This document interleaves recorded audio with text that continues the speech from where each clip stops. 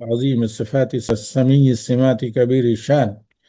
جليل القدر رفيع الذكر مطاع الأمر جليه البرهان فخيم الاسم غزير العلم وصيع الحلم كثير الغفران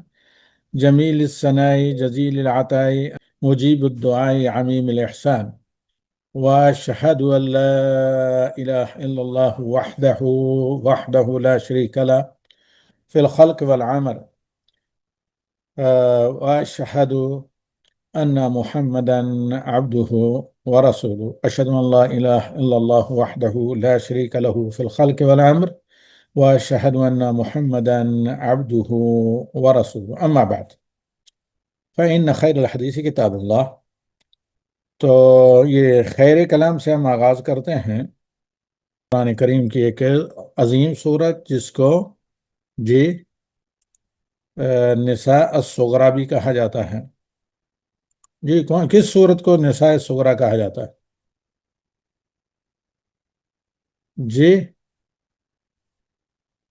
النساء الصغرا، چھوٹی سورہ نساء کسی کہا جاتا ہے۔ اعوذ باللہ من الشیطان الرجیم، بسم اللہ الرحمن الرحیم۔ یا ایہا النبی اذا طلقتم النساء فطلقوهن لعدتهن واحصوا العدة واتقوا الله ربكم لا تخرجوهن من بيوتهن ولا يخرجن إلا أن يأتين بفاحشة مبينة وتلك حدود الله ومن يتعد حدود الله فقد ظلم نفسه لا تدري لعل الله يحدث بعد ذلك أمرا فإذا بلغن أجلهن فامسكوهن بمعروف أو فارقوهن بمعروف وأشهدوا ذوي عدل منكم وأقيموا الشهادة لله ذلكم يوعظ به من كان يؤمن بالله واليوم الآخر ومن يتق الله يجعل له مخرجا ويرزقه من حيث لا يحتسب ومن يتوكل على الله فهو حسبه إن الله بالغ أمره قد جعل الله لكل شيء قدرا واللائي يئسن من المحيض من نسائكم إن ارتبتم فعدتهن 3 أشهر واللائي لم يحضن وقف وأولاة الأحمال أجلهن أن يضعن حملهن ومن يتق الله يجعل له من أمره يسرا ذلك أمر الله أنزله إليكم ومن يتق الله يكفر عنه سيئاته ويعظم له أجرا۔ آج یہاں پر مختصر تفسیر، پھر آگے ہم چل کر بیان کرتے ہیں احکام تفصیل۔ یہ اس لیے میں یہاں پر مختصر تفسیر آپ کے سامنے رکھ رہا ہوں بامحاورہ ترجمے کے ساتھ، تاکہ آپ کو علم ہو کہ اکثر شادی کی عمر کے والے مرد و زن، ینگسٹر، نوجوان جوڑے، انہوں نے لگتا ہے کہ اکثر نے سرے سے سورہ طلاق کو پڑھا ہی نہیں ہوتا، یا ایسے ہی مرور کرام یعنی قرآن کی ایک سورت سمجھ کر بلا سمجھے بوجھے پڑھا ہوگا۔ اگر تھوڑا سا بھی انہیں مطلب اندازہ ہوتا کہ ان آیات میں کیا ہے تو بہت سے بلینڈر سے وہ بچ جاتے،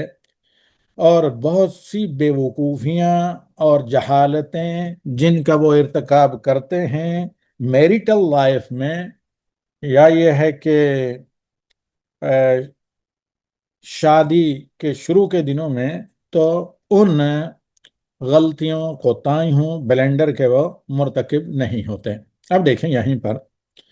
پہلی جو آپ کے سامنے آیت ہے، اس میں تقریباً اکثر موٹے موٹے سارے احکام آ گئے ہیں کہ کب طلاق دینا چاہیے، کب نہیں دینا چاہیے، کس طرح طلاق دینا مشروع روا اور سنت کے مطابق ہے، کس طرح طلاق دینا بدعی ہے، پھر طلاق بدعی کا اہل علم میں اختلاف وہ واقع ہوتی ہے یا نہیں، اور یہ بندہ ناچیز ان لوگوں میں سے ہے جو طلاق بدعی کو قابل عمل نہیں کرا دیتے، یعنی اس کو واقع نہیں قرار دیتے، جس طرح شیخ الاسلام امام ابن تیمیہ اور اسی طریقے سے امام ابن باز رحمہ اللہ، ابن عثیمین، بہت سے علماء متاخرین گئے ہیں۔ اگرچہ یہ بہت کم لوگوں کا فتویٰ ہے، جمہور اہل علم طلاق بدعی کو نافذ قرار دیتے ہیں، جس کے پر دنیا کے اکثر ممالک میں فتویٰ ہے۔ خیر آئیے، اعوذ باللہ من الشیطان الرجیم، بسم اللہ الرحمن الرحیم، اللہ کی پناہ اور اللہ کی حفاظت کے ہم طلبگار ہیں اس شیطان کے شر اور وسوسوں اور دشمنی سے جو اللہ تعالیٰ کی طرف سے رد کیا ہوا راندہ درگاہ الہی ہے۔ شروع کرتے ہیں اللہ کے نام سے جو بہت رحمان الرحیم ہے۔ رحمان الرحیم اللہ کی دو وہ صفاتی نام ہیں کہ نبی صلی اللہ علیہ وسلم فرماتے ہیں کہ جب بھی ان کے ذریعے اللہ سے دعا کی جائے تو قبول ہوتی ہے، بلکہ اپنے گھرانے کی خواتین جن میں سے نام آتا ہے حضرت عائشہ کا، اور اسی طرح جہاں تک ہمیں یاد ہے حضرت فاطمہ رضی اللہ تعالی عنہما کا، کہ انہیں نبی صلی اللہ علیہ وسلم نے تعلیم دی، سکھایا، یہ ادب سکھایا کہ اگر تم صبح کے وقت یہ دعا پڑھ لو تو سارے دن کے تمہارے کام اللہ کی رحمت سے آسان ہو جائیں گے۔ کون سی دعا؟ یا حی یا قیوم برحمتک استغیث، اللہم رحمتک ارجو فلا تکلنی الی نفسی والی احد من خلقک طرفت عین واصلح لی شأنی کلی، اے زندہ اور دائم اور ابد ذات، یعنی یا حی، اے قیوم جو ساری مخلوقات کو قائم رکھے، خود قائم ہے اور جس کے سہارے، جس کی رحمت کے سہارے ساری مخلوقات قائم ہیں اور اس کا نظام چل رہا ہے۔ برحمتک استغیث، تیری رحمت سے میں فریاد کرتی ہوں یا کرتا ہوں، اور اللہ کی رحمت کیا ہے؟ وسعت رحمت وہ کل شیء، ہر چیز کو حاوی ہے۔ برحمتک استغیث، یا حی یا قیوم برحمتک استغیث، اللہم، اے معبود برحق بلا شرکت کے غیر سب سے زیادہ پیاری ذات محبوب اللہ، اللہم اصلح لی شأنی کلی، میرے سارے معاملات تو بنا دے، ولا تکلنی الی نفسی والی احد من خلقک طرفت عین، آنکھ جھپکنے کے برابر بھی اپنی رحمت کا سایہ مجھ پر سے اٹھا کر مجھے میرے ذات نفس کے حوالے اور یا اپنی مخلوقات میں سے کسی کے سپرد نہ چھوڑیں، کسی کے حوالے نہ کریں، میں اپنے آپ کو تیرے حوالے کرتی ہوں اور تو ہی میرے سارے کاموں کو آسان کر دیں۔ تو ہر صبح نبی صلی اللہ علیہ وسلم کی ہدایات اور توجیحات اور نبی صلی اللہ علیہ وسلم کے گائیڈنس کے مطابق ایک مسلمان مرد و زن، بالخصوص خواتین جو کمزور بھی ہوتی ہیں، کیونکہ گھرانہ نبوت کی خواتین کو نبی صلی اللہ علیہ وسلم نے جو بلیوڈ وان، جو بہت زیادہ نبی صلی اللہ علیہ وسلم کی چہیتی تھیں، انہیں یہ ہدایات دی۔ تو اب بسم اللہ کے بعد ہم آتے ہیں پہلی آیت سورہ النساء الصغریٰ، جو لوگوں میں مشہور ہے۔ احکام کے اعتبار سے النساء الصغریٰ اسے کہا جاتا ہے، اور عموماً لوگ اس کو نام دیتے ہیں سورہ الطلاق کا، کیونکہ طلاق کے مسائل اس میں بیان کیے گئے ہیں اور پہلی آیت میں طلاق کا ذکر ہے۔ یا ایہا النبی، اے نبی، اس سے مراد ہیں معروف نبی، خاتم الانبیاء، امام المرسلین صلی اللہ علیہ وسلم۔ النبی یہ الف لام تعریف کا ہے، یعنی محمد صلی اللہ علیہ وسلم۔ اذا سے پہلے ایک امر ہوتا ہے، فعل ورب، وذکر، اذ سے پہلے وہ عموماً ہوتا ہے، لیکن یہاں بھی اے نبی نوٹ کر لیں، یاد رکھیں، اور اے مسلمان بندے اور بندی قرآن پڑھنے والے، تو کیونکہ مسائل کی طلاق دینے والے مردوں کو بھی ضرورت ہے اور مسائل کی خلا لینے والی خواتین کو بھی ضرورت ہے۔ وہ کیا کہ اذا طلقتم النساء، النساء سے مراد دا وومن نہیں، یہاں پر اگر النساء کا مطلب دا ویمن ہوتا ہے، یہاں پر النساء سے مراد دا وائفز ہیں، بیویاں ہیں۔ اذا طلقتم النساء، جب تم اپنی عورتوں کو طلاق دو، فطلقوهن لعدتهن، تو ایک خاص شمار کے ساتھ، عدت کے ساتھ طلاق دو۔ اس سے یہ معلوم ہوا، اسی آیت سے اگر غور کریں اللہ کے کلمات اور الفاظ پر، اللہ کے کلام کے ان مختصر اور جامع کلمات پر جو اعجاز اور ایجاز قرآنی دونوں ہیں، دا میریکل آف دا قرآن، قرآن کا میریکل ہونا، اور اسی طریقے سے بہت جامع اور مختصر ہونا۔ تو فطلقوهن لعدتهن کا مطلب یعنی حالت حیض میں طلاق نہیں دی جا سکتی، اگر دی جائے گی تو ظاہر بات ہے عدت نہیں، کیونکہ عدت حیض سے شروع ہو سکتی ہے۔ پھر ایسے طہر میں طلاق دی جائے گی جس میں intercourse, marriage conception, marriage consummation یا ازدواجی تعلقات قائم نہ ہوئے ہوں، دونوں کی صحبت وغیرہ نہ ہوئی ہو۔ اگر اس پیوریفیکیشن میں طہر میں صحبت ہوگی ہے تو پھر عدت کیسے، کس اعتبار سے، کہاں سے شمار کریں گے؟ تو لہذا طہر میں بھی اگر طلاق دے دی، حیض میں طلاق دے دی، یا اسی طریقے سے اس میں نفاس میں طلاق دی تو صحیح راجے جو ہمارے نزدیک فتویٰ ہے، جن اہل علم کا، جن علماء کے فتوے کو ہم راجے قرار دیتے ہیں، وہ واقع نہیں ہوتی، کیونکہ عبداللہ ابن عمر رضی اللہ تعالی عنہ نے اپنی بیگم کو حیض میں طلاق دی۔ حضرت عمر یہ مسئلہ لے کر نبی صلی اللہ علیہ وسلم سے فتویٰ لینے پہنچ گئے، تو نبی صلی اللہ علیہ وسلم نے حضرت عمر سے کہا مرہ فلیراجع، عبداللہ کو حکم دیں کہ وہ اسے واپس کر لیں۔ مراجع سے مراد بعض علماء لیتے ہیں کہ جمہور علماء طلاق واقع ہوگی اس لیے مراجع کا کیا، لیکن صحیح ہے کہ مراجع سے مراد ہے کہ بھائی حیض میں طلاق دینا جائز نہیں، اسے واپس اپنے بیوی کے طور پر اپنائے۔ طلاق دینا بھی ہو تو جب حیض سے پاک ہو جائے تب طلاق دیں۔ اب یہ جو ہم ترجیح اس کو دے رہے ہیں کس بنا پر، آپ دیکھیں گے اہل علم شیخ ابن باز رحمہ اللہ کے فتاوی میں، تو وجہ ترجیح یہ ہے کہ عبداللہ ابن عمر جو مفتیان صحابہ میں سے ایک ہیں، عباد اللہ العربہ، عبداللہ ابن مسعود، عبداللہ ابن عمر، عبداللہ ابن عمرو بن عاص، عبداللہ ابن مسعود، یہ صحابہ میں سے فقہائے چار جو عبداللہ نام کے صحابی ہیں، ان میں سے حضرت عبداللہ ابن مسعود کے بعد ان کا بڑا نام آتا ہے۔ تو یہ فتویٰ دیا کرتے تھے لوگوں کو کہ حیض میں طلاق واقع نہیں ہوتی، مجھے نبی صلی اللہ علیہ وسلم نے میری طلاق کو طلاق نہیں مانا۔ تو اب ان کے پاس کوئی شخص فتویٰ لے کر آتا کہ میں نے بیگم کو حالت حیض میں طلاق دے دی ہے، تو حضرت عبداللہ کہتے ہیں کہ ان کو فتویٰ دیتے کہ نہیں، یہ طلاق واقع نہیں ہوئی ہے، یہ طلاق شمار نہیں ہوگی۔ جب حیض سے پاک ہو جائے تو پھر بلا اپنی بیگم سے ملے، یعنی انٹرکورس یا میرج کنسومیشن اور صحبت یا کوئی بھی نام دے دیں، ازدواجی تعلقات قائم کیے بغیر، تاکہ پتہ چلے کہ بیوی کیا نعمت ہوتی ہے۔ حیض میں اتنے دن بیوی سے دور رہے ہیں، پھر جب بیوی پاک ہو، جس کا عموماً جوڑے شدت سے میرے خیال میں خورد و نوش سے زیادہ منتظر ہوتے ہیں، پھر اس میں بیوی کو طلاق دو۔ ظاہر بات ہے بیوی کی ضرورت ہوئی اور تو نہیں طلاق دیں گے۔ طلاق اسی صورت میں، ان حالات میں ایک مرد دے گا جب دونوں کی اس حد تک انبن ہو، بن نہ رہی ہو کہ جو شادی کا مقصد ہے وہ مقصد ہی مفقود ہو چکا ہے، وہ مقصد ہی پورا نہیں ہو رہا ہے، تبھی جا کر اتنے عرصے کے بعد، دور رہنے کے بعد، ایک شوہر کیا کرے گا، بلا بیوی سے ملے اسے طہر میں طلاق دے گا۔ تو بظاہر تو ہمارے آپ کے سامنے فَطَلِّقُوهُنَّ لِعِدَّتِهِنَّ، یہ کیا ہے؟ فَطَلِّقُوهُنَّ ایک لفظ، لِعِدَّتِهِنَّ دوسرا لفظ ہے، چند حروف کا، لیکن یہ اللہ کے کلام کے معجز و موجز اتنے جامع الفاظ ہیں، ان سے یہ سارے احکام واضح ہوتے ہیں، کیونکہ اولین تفسیر کتاب اللہ کی کیا ہے؟ جیسے سورہ نحل میں اللہ تعالیٰ نے کہا وَأَنزَلْنَا عَلَيْكَ الذِّكْرَ لِتُبَيِّنَ لِلنَّاسِ مَا نُزِّلَ إِلَيْهِمْ لَعَلَّهُمْ يَتَفَكَّرُونَ، ہم نے آپ پر قرآن نازل اس لیے کیا ہے کہ اے محمد آپ قرآن کی تفسیر کریں، اور پھر آپ کی تفسیر کے ذریعے آپ کی امت کے لوگ قرآن کریم کو سمجھیں۔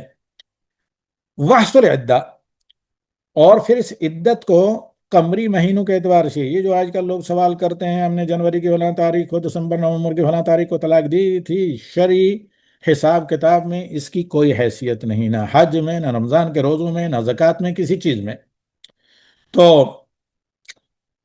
وحص العدہ سے مراد ہے کہ قمری مہینوں کی تاریخ شمار کریں گے کہ علی سبیل المثال یہ جمادی الاخر کا مہینہ چل رہا ہے، کسی نے طلاق دی جمادی الاخر کی فلاں تاریخ کو، جب شریکہ حیات اس کی پاک تھی، حیض نفاس کسی قسم کا اسے مسئلہ نہیں تھا، اور وہ پاک تھی، اور اس میں میاں بیوی آپس میں ملے بھی نہیں، تو فلاں تاریخ کو اتنے بجے میاں نے بیوی کو بہوش و حواس طلاق دی۔ سینکڑوں طلاق بھی دی تو ایک طہر کی صحیح ہے کہ وہ ایک ہی شمار ہوگی، ایک دی تو وہ ایک تو ہے ہی ہے۔ واتقوا اللہ، پھر اللہ تعالیٰ نے وارننگ بھی دی ہے کہ اللہ کے سامنے جواب دہی سے بچنے کے لیے، سزا سے بچنے کے لیے اللہ کے تقوی کا دامن نہ چھوڑیں، یعنی بلا کسی سبب کے طلاق دے کر اس کی زندگی برباد نہ کریں، کسی کے کہنے پر طلاق نہ دیں، بلا وجہ ماں باپ اگر مجبور کریں طلاق دینے کے لیے تو ایسے میں ماں باپ کی اطاعت فرض نہیں ہے، بلکہ فرض یہ ہے عدل کرنا، ظلم نہ کرنا بیوی پر۔ ماں باپ کو کہیں ٹھیک آپ کی اطاعت ہماری سر آنکھوں پر، لیکن اللہ رب العالمین کے حکم پر آپ کی اطاعت، آپ کی محبت، آپ کی پدری مادری شفقت سب قربان، کیونکہ لا طاعت لمخلوق فی معصیت الخالق۔ یہاں پر ظلم جسے اللہ تعالیٰ نے منع کیا ہے، جس کی سزا دنیا میں مل کر رہتی ہے، تو اللہ تعالیٰ نے منع کیا ہے صرف اپنے آپ لوگوں کے کہنے کی وجہ سے میں اپنی بال بچوں کا اپنا گھر برباد نہیں کر سکتا۔ اپنی شریک حیات کو، یہ ایک مسلمان خاتون ہے، اسے میں نہ کردہ گناہوں کی سزا دینے کے لیے تیار نہیں ہوں، کیونکہ اللہ نے وارننگ دی ہے کہ اگر طلاق بھی تمہیں دینی ہو تو اس میں اللہ تعالیٰ کا تقوی، اللہ کا خوف، اللہ تعالیٰ کے حکم کی بجاوری، اللہ کے منع کردہ کاموں سے بچنا ملحوظ خاطر رہے۔ واتقوا اللہ، اللہ کا خوف کھائیں، اللہ سے ڈریں۔ ربکم، جو تمہارا رب ہے۔ کسی دنیاوی مال اسباب کی وجہ سے طلاق دے رہے ہو، یہاں ابھی کا کیس ہے انہی دنوں کا، اب بڑے بڑے جوان بچے ہو چکے ہیں، کیونکہ وہ جو بیگم ہیں وہ بھی ڈاکٹر ہیں، تو اب ان کے سسرال والے، اس خاتون ڈاکٹر کے سسرال والے ان کے شوہر ڈاکٹر کو، جو دونوں ہی دیندار ہیں، مجبور کر رہے ہیں کہ تمہاری بیوی اپنے ساتھ ڈیوری سونا چاندی کیوں نہیں لے کر آئی، یا یہ کہ نہیں تمہیں کام کرنے کی ضرورت کیا ہے، تمہارے انلاز والے مالدار ہیں، انہی کو اپنے بیٹے کو کہہ رہے ہیں، یعنی تمہارا اور تمہاری بیگم کا تمہارے انلاز، تمہارے سسرال کے لوگوں کو خرچہ اٹھانا چاہیے سارا۔ تو یہاں پر اللہ رب العالمین کہتا ہے واتقوا اللہ ربکم، رب کا میں نے کیا، سسٹینر، رزاق، حاجت روا مشکل کشا۔ نمبر ایک رب، خالق، مالک، حاجت روا مشکل کشا، منظم مدبر۔ تمہارا رب پالنہار ہے اللہ، اس سے ڈرو۔ وہ تمام کوشش کرنے کے باوجود بھی تمہیں بھوکا پیاسا رکھ سکتا ہے، اور جتنی طاقت ہے اتنی اگر محنت کریں تو اللہ رب العالمین، پرندے جس طرح کوشش کرتے ہیں صبح سویرے اٹھ کر، تو وہ تمہیں رزق دے گا۔ اس کے بعد لا تخرجوہن من بیوتہن، ان بیویوں کو طلاق دینے کے بعد جائز نہیں، گناہ کبیرہ ہے نکالنا یا اپنے گھروں سے، یہ طلاق کے رجعی ہے، تو اپنے شوہر کے گھر میں رہیں، تاکہ آئندہ جو عدت ہے 3 حیض اس طہر کے بعد، اس میں یہ بیوی اپنی اصلاح کرے، شوہر کو اپنی جلد بازی یا کسی بھی حالت میں بیوی کو جو طلاق رجعی دی ہے اس پر پشیمانی ہو تو شوہر رجوع کر سکے، اور بیوی بھی اپنی غلطیوں کو مد نظر رکھ کر، اگر کچھ غلطیوں کی وجہ سے آپے سے باہر ہو کر میاں نے طلاق دیا ہے تو وہ بھی اپنی اصلاح کرے، شوہر کے جائز مطالبات کو پورا کریں، شوہر کی چاہت اور پسند کے مطابق، من کے مطابق اپنے آپ کو ڈھالنے کی، اس قالب میں ڈالنے کی کوشش کرے۔ تو لا تخرجوہن من بیوتہن، تم انہیں ان کے گھروں سے نہ نکالو۔ یہاں ایک بات نوٹ کر لیں کہ عدت طلاق وغیرہ کی علیحدہ ہے اور وفات کی علیحدہ ہے، وہ جو ساری پابندیاں ہوتی ہیں وہ وفات کی عدت میں ہوتی ہیں، اس میں سوائے نئے آدمی کے لیے، نئے شادی کے خواہش مند لوگوں کے لیے اپنے آپ کو تیار کرنا منع ہے، یا پیغام نکاح قبول کرنا منع ہے، اس کے علاوہ کوئی چیز بنا و سوار طلاق کی عدت میں منع نہیں، بلکہ مستحب اور کیا ہے، ضروری ہے، اور اس کی تاکید آئی ہے تاکہ وہ اپنے شوہر کو اپنے گڈ بیہیویئر، اچھے طور طریقے کے ذریعے جاذب کر کے دوبارہ مراجعت کرنے پر مجبور کر سکیں۔ مجبور کا مطلب یہ ہے نا کہ اسے تیار کر سکے، اسے مائل کر سکے، تو اس لیے کہا گیا لا تخرجوہن من بیوتہن، ابھی تک اگرچہ طلاق ہو چکی ہے، جب تک وہ عدت میں ہیں، تمہاری بیوی ہے، یہ گھر صرف تمہارا ہی نہیں میاں صاحب، یہ ان کا اپنا گھر ہے، تو یہ جو طلاق دینے والے شوہر کا گھر ہے جب تک عدت میں ہیں، یہ ان خواتین کا گھر ہے، تو ان کے گھروں سے شوہروں کو کہا تمہیں کوئی حق نہیں کہ تم نکالو، ان کا خرچہ بھی دینا ہے، نفقہ بھی دینا ہے، کسوہ لباس بھی دینا ہے عرف عام کے مطابق، اور ساتھ ہی ساتھ انہیں کھانا پینا بھی دینا ہے، جس طرح پہلے طلاق دینے سے پہلے دے رہے تھے، یہ ابھی تک ان کے گھر ہیں جب تک عدت پوری نہیں ہو چکی تھی۔ پھر ان خواتین کو بھی کہا کہ تم بھی آپے سے باہر آ کر غضبناک ہو کر اور اپنی ناک کو اونچی کر کے بسوریں اپنے گھروں سے نہ نکلو، ولا یخرجنا، اور نہ ہی یہ مطلقہ طلاق رجعی جو بیویاں ہیں یہ اپنے شوہروں کے گھر سے، یعنی جو ان کا اپنا گھر ہے तलीक जो इनका शोहर है उस घर से ना निकलें। कब? हाँ, वहां रहने की सूरत में कोई बहुत गलत काम वो करें, इल्ला यातीना बिफाहिशतिन मुबय्यिना, एलानिया वो फाहिश काम करें, तो फिर शोहर उन्हें कह सकते हैं कि भाई मैके वाले संभालें। वतिल का हुदूदुल्लाह, ये अल्लाह ताला के हुदूद हैं। वमन यतअद्दा हुदूदल्लाह, और अल्लाह की इन बाउंड्री बाउंड्री लाइन जो मुकर्रर करदा है, रेड लाइन, जो इनको किरास करेगा, फ़क़द ज़लम नफ्सहू, किसी का कुछ नहीं बिगाड़ा, उसने अपनी जान पर जुल्म किया। ला तदरी लअल्लल्लाहु युहदिसु बअद ज़ालिका अमरा, तुम नहीं जानते कि अभी किसी वजह से, जिस वजह से आपने तलाक दी है, वो सबब गलत फहमी की बिना पर होता हो, मिसअंडरस्टैंडिंग की बिना पर हो, वक्ती हो, और अल्लाह ताला कोई बेहतर रास्ता तुम दोनों के लिए निकाल देता। इसके बाद सब्र से काम लेते, बर्दाश्त से काम लेते। ये आयत नंबर 1 है। आज इसी पर इत्तफाक करते हैं।